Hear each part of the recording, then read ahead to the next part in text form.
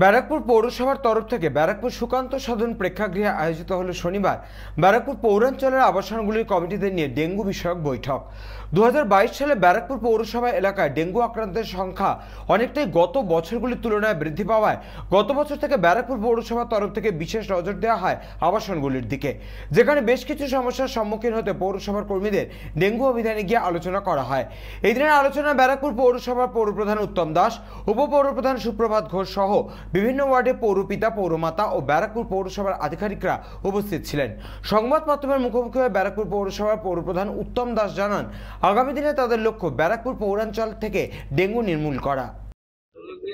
কারণ হচ্ছে, দেখুন, যে সময়টা এসছে প্রত্যেক বছরই আমরা দেখতে পাই এই সময়টা ভীষণভাবে ডেঙ্গুর একটা উপদ্রব হয় এবং তাতে বহু মানুষ সে ডেঙ্গু আক্রান্ত হয় এবং তাতে আমরা ব্যারাকপুর পৌরসভার পক্ষ থেকে ভীষণ সমস্যার মধ্যে থাকি।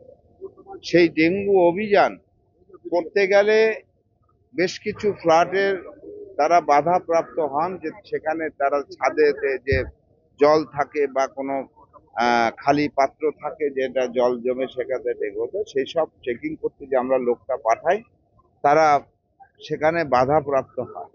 যে কারণে আমরা শুধু ফ্ল্যাট ওনার্সদের ডেকে, ফ্ল্যাটে যারা থাকে ফ্ল্যাট ওনার্সদের ডেকেছি, যদিও যতগুলি ডেকেছি তার বহু সংখ্যক কম মানুষ সেটাকে এসছেন। এটা হয়তো আগামী দিন আস্তে আস্তে, কারণ একবারে অনেকেই বোঝে না আমাদের ম্যাটার, সেই কারণে আজকে বিষয়টা মূল ডেঙ্গু, তার যে নির্মূল করার যে কতগুলি মানুষের সহযোগিতা দরকার, মানুষের সচেতনতা দরকার, সেই জন্যই আজকে যথেষ্ট, যত বছর একটু কম থাকলেও তার আগের বছর যথেষ্ট বেশি ছিল। এগুলি আস্তে আস্তে আমরা চেষ্টা করছি সেটাকে যাতে একবার নির্মূল।